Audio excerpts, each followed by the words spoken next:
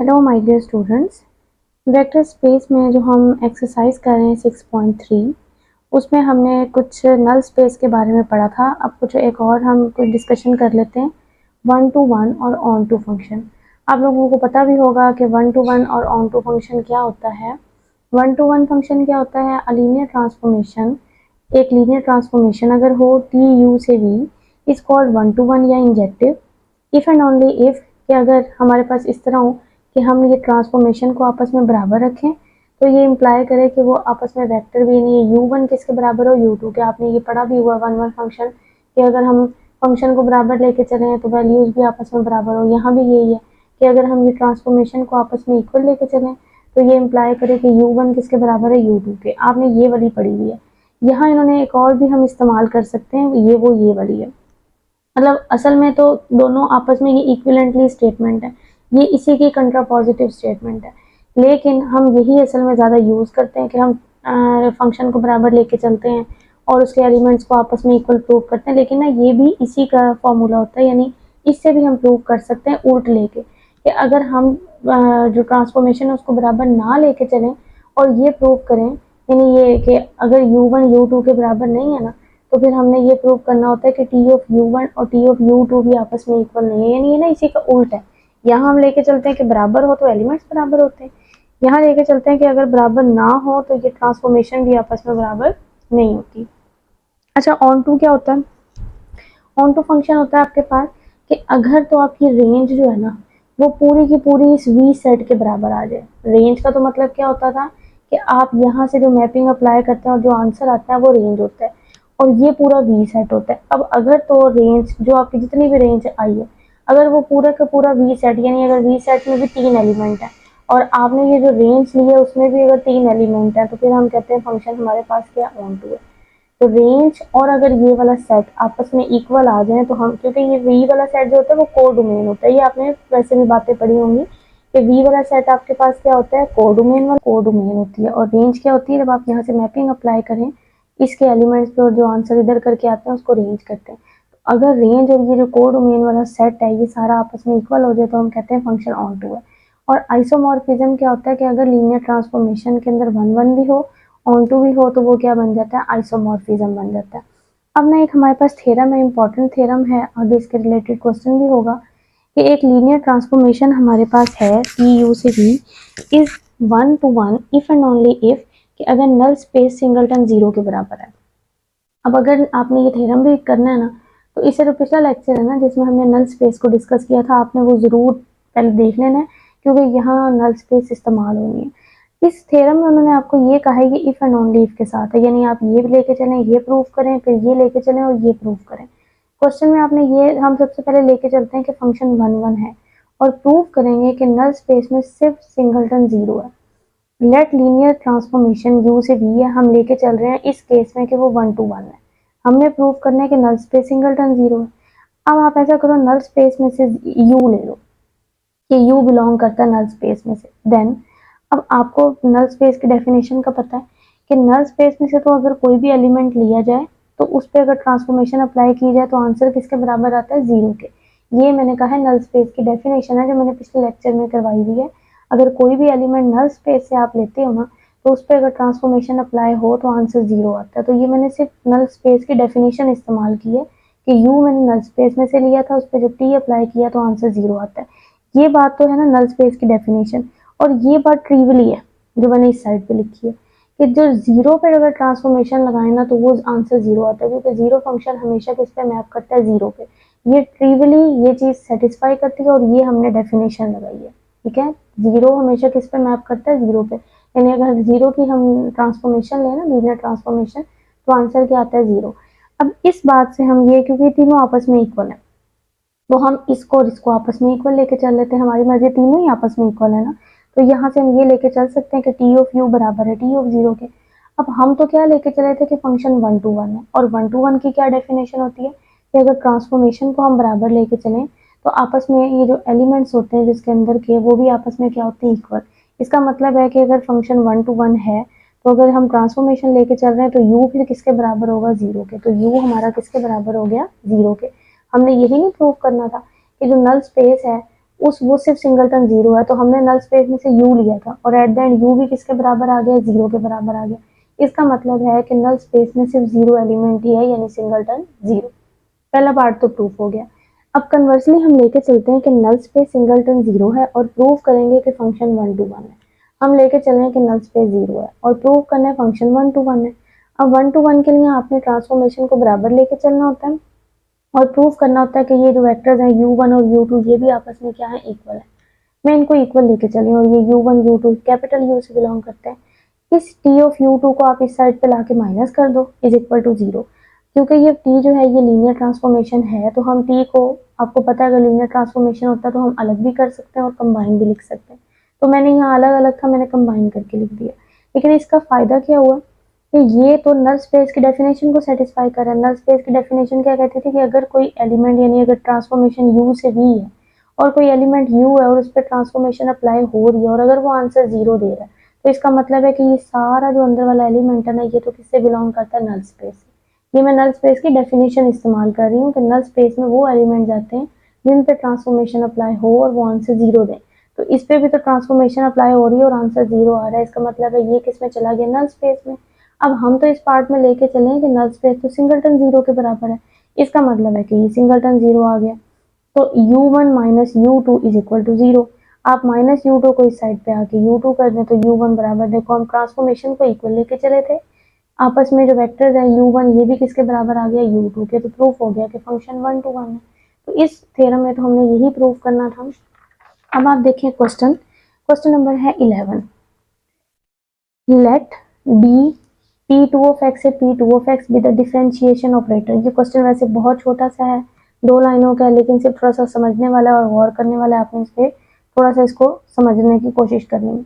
वो कह रहे हैं कि ये आपके पास जो d है ना, वो p2 of x से p2 of x से डिफरेंशिएशन ऑपरेटर है, यानी बता दिया गया है कि कौन सा ऑपरेटर है, डिफरेंशिएशन, जो आप डिफरेंशियल ऑपरेटर इस्तेमाल करते हैं। और उसको डिफाइन भी कर दिया कि ये किस तरह का है कि अगर आप पोलिनोमियल पे ये अप्लाई करें तो इसका मतलब होता है पी डैश ऑफ एक्स, मतलब डेरिवेटिव लेना। इन शॉर्ट क्या लेना, डेरिवेटिव। ये डेरिवेटिव ही लिया हुआ ना। वो कह रहे हैं जब किसी भी पोलिनोमियल पे ये वाला ऑपरेटर अप्लाई होगा तो इसका क्या मतलब है, हम पी डैश ऑफ एक्स ले रहे हैं, मतलब उसी पोलिनोमियल का डेरिवेटिव ले रहे हैं। और पी ऑफ एक्स उन्होंने बताया कि ये पी टू ऑफ एक्स वाली पोलिनोमियल से बिलोंग करती है। Find N of D. उन्होंने आपको क्या फाइंड करने को कहा है, N of D. N of D का मतलब है कि नल स्पेस। हमने इसके ऊपर जो ये ट्रांसफॉर्मेशन है इसकी हमने नल स्पेस फाइंड करनी है। अब नल स्पेस मैंने आपको पहले ही कहा है कि जिसने पिछला लेक्चर नहीं लिया वो जरूर ले, जिसमें नल स्पेस की डेफिनेशन करवाई गई है। नल स्पेस कौन सी स्पेस होती है कि जिस पे आप ट्रांसफॉर्मेशन अप्लाई करें और अगर आंसर जीरो आए तो वो मेंबर नल स्पेस में जाते हैं, ये डेफिनेशन होती है। अब यहाँ हम ना क्वेश्चन करते हैं, गिवन ऑपरेटर हमें पता है कि ये वाला है, here N D will consist of these four. अब वो डिफाइन दोबारा भी कर रहे हैं कि एन डी का क्या मतलब है, नल स्पेस ऑफ डी का क्या मतलब है, ये कंसिस्ट करेगी वो वाली पोलिनोमियल जिन पे हम ट्रांसफॉर्मेशन अप्लाई करें और आंसर क्या है, जीरो है। यही आपको बताया कि नल स्पेस में वो एलिमेंट जाते हैं जिन पे ट्रांसफॉर्मेशन अप्लाई हो और आंसर जीरो आए।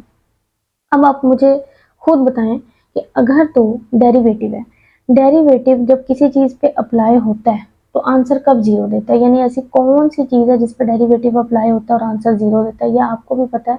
अगर तो कांस्टेंट हो, अगर हम कांस्टेंट होता है और कांस्टेंट का डेरिवेटिव लेते हैं तो आंसर क्या आता है, जीरो आता है। इसका ये नहीं मतलब हुआ कि ये हम बता रहे हैं सिंस वी नो डैट, कि हम ये बात तो जानते हैं कि अगर हम ये कब आंसर, जब डेरिवेटिव यानी डी अप्लाई होगा तो पोलिनोमियल पे वो कब आंसर देगा, अगर पोलिनोमियल कांस्टेंट होगी। आपको पता है ना 5x, यानी ये सिंपल 5, अगर मैं ये 5 ले लूँ सिंपल, तो इसका डेरिवेटिव क्या होता है, जीरो होता है। इस तरह 4, इसका भी डेरिवेटिव, अगर तो मेरी पोलिनोमियल कांस्टेंट होगी ना तो फिर उसका डेरिवेटिव क्या होगा, जीरो होगा।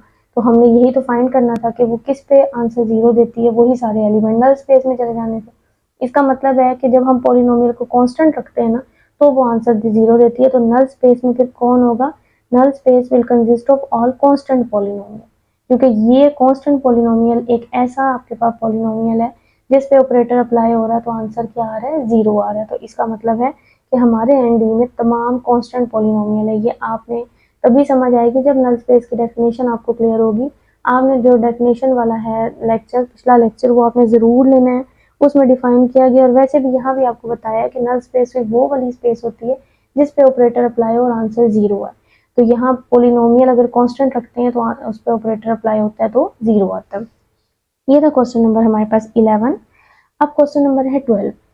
क्वेश्चन नंबर 12 में उन्होंने आपको ना एक टी मैपिंग जो है ना आर क्यूबिक से आर क्यूबिक, और वो ये डिफाइन करके दी हुई है कि वो इस तरह की है। Find N of T. सबसे पहले तो उन्होंने आपको ना वही नल स्पेस फाइंड करने को कहा है और ये भी पूछा है क्या वो 1 1 है। तो सबसे पहले तो ना हम नल स्पेस फाइंड करते हैं। नल स्पेस वही कि जिस पे ट्रांसफॉर्मेशन अप्लाई और आंसर क्या है 0 है। तो हमने गिवन ट्रांसफॉर्मेशन है हमारे पास ये, और हमने तो फाइंड करनी है नल स्पेस। नल स्पेस के आगे उन्होंने डेफिनेशन दोबारा से राइट किया है कि नल स्पेस में उस तरह के एलिमेंट होंगे कि जिस पे टी अप्लाई होगा और आंसर क्या आएगा 0 आएगा। ये इसलिए 3 टपल्स में लिया है क्योंकि यहाँ जो ट्रांसफॉर्मेशन है वो आर क्यूबिक से आर क्यूबिक में जा रही है। तो आर क्यूबिक का समझो एलिमेंट होगा और आर क्यूबिक में क्या होता है 3 टपल्स होते हैं। तो डेफिनेशन वही है कि आंसर आपका 0 आना चाहिए, लेकिन वो बस जिस स्पेस का है उसने उसी लिहाज से ले लिया कि इस पे टी अप्लाई होगा तो आंसर क्या आना चाहिए 0 आना चाहिए। यानी ये हमने ये प्रूव करना है। अब हम इसको सॉल्व करते हैं और देखते हैं कि क्या आंसर आता है। जो आंसर आएगा वही नल स्पेस का होगा। हम ये नल स्पेस का ही इस्तेमाल कर रहे हैं ना कि टी अप्लाई हो रहा है आर क्यूबिक वाले एलिमेंट पे और वो आंसर 0 दे। तो हम ये नल स्पेस की डेफिनेशन इस्तेमाल कर रहे हैं, इससे हम आंसर निकालते हैं और हमें हमें नल स्पेस मिल जाएगी। अब यहाँ हम ना पुट कर देते हैं जो गिवन ट्रांसफॉर्मेशन है कि T of x1 x2 x3 तो किसके बराबर है, इसके बराबर है। हमने ये यहाँ पुट कर दी इक्वल टू 0 0 0। अगर पेयर बराबर है तो इनके कॉरेस्पॉन्डिंग एलिमेंट्स भी आपस में क्या होंगे इक्वल।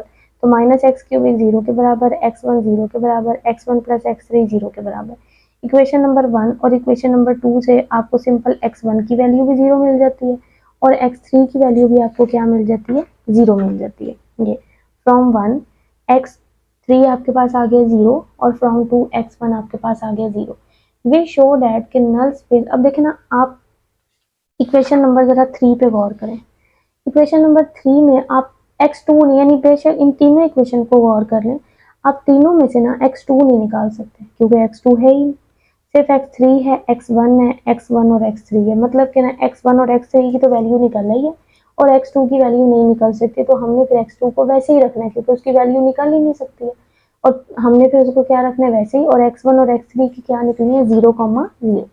तो यहाँ भी शो दैट कि null space of T will consist of all vectors of the form. तो फिर उसमें किस तरह के वेक्टर्स होंगे कि x1 की जगह 0, x2 की वैल्यू निकल नहीं सकती वो वैसी रहेगी और x3 भी क्या आ गया 0 विच इज x2 एक्सिस। तो ये तो अगर हम देखें ना तो x2 एक्सिस बन रही है, ठीक है ना। यानी ये x2 एक्सिस के आपके पास ये बड़ा फॉर्म बन रही है जिसको हम यूं भी लिख सकते हैं और यूं भी लिख सकते हैं कि ये x2 एक्सिस बन रही है। तो नल स्पेस हमारी किस तरह की बन गई है कि 0 x2 0 belongs to R cubic और x स्क्वायर कहाँ से बिलोंग करते हैं r से, क्योंकि ये एलिमेंट जो यहाँ आते हैं ना x y z ये कहाँ से होते हैं r से होते हैं। ये हमने नल स्पेस तो उनको फाइंड करके दे दी है कि जब हम ट्रांसफॉर्मेशन अप्लाई करते हैं वो आंसर 0 दे तो उससे आंसर क्या आया था ये वाला, हमने उसी को 0 के बराबर रख के ये हमने आंसर निकाला। अब हमने देखना था कि क्या वो 1 1 है। अब ये ना 1 1 नहीं है। कैसे 1 1 नहीं है, अभी आपको मैंने थ्योरम करवाया ये इस थ्योरम ने क्या कहा था कि अगर फंक्शन 1 1 जब होता है जब नल स्पेस 0 के बराबर है। ये इस थ्योरम के मुताबिक फंक्शन 1 1 कब होता है जब नल स्पेस सिंगलटन 0 के बराबर है। तो जो आपकी नल स्पेस निकली है क्या वो सिंगलटन 0 है, वो सिंगलटन 0 तो नहीं है ना, उसमें तो एक्स स्क्वायर यानी 0 x स्क्वायर 0, वो सिंगलटन 0 नहीं है। यानी अगर खाली 0 होती ना तो फिर फंक्शन 1 1 होना था, लेकिन ये चीज खाली 0 के बराबर नहीं है। So T is not 1 to 1। यहाँ हमने थ्योरम का इस्तेमाल किया। आप बेशक यहाँ थ्योरम की स्टेटमेंट भी लिख दें, जो आपको ये वाली करवाया ना थ्योरम, इसकी स्टेटमेंट आप राइट कर दें। पेपर में जब क्वेश्चन आएगा आपने यहाँ राइट कर देनी है कि हम इस थ्योरम का स्टेटमेंट का इस्तेमाल कर रहे हैं कि अगर नल स्पेस सिंगलटन 0 के बराबर है तो फंक्शन 1 1 होता है। लेकिन हमारे केस में क्योंकि ये 0 के बराबर नहीं आई है तो फंक्शन 1 1 हमारा नहीं है। ये था हमारा क्वेश्चन नंबर 12। ये आप अच्छे तरीके से इसको करें। किसी को कोई चीज़ ना समझ आए तो पूछ लें। अगले क्वेश्चन इंशाल्लाह ताला हम अगले लेक्चर में करेंगे। अल्लाह हाफिज़।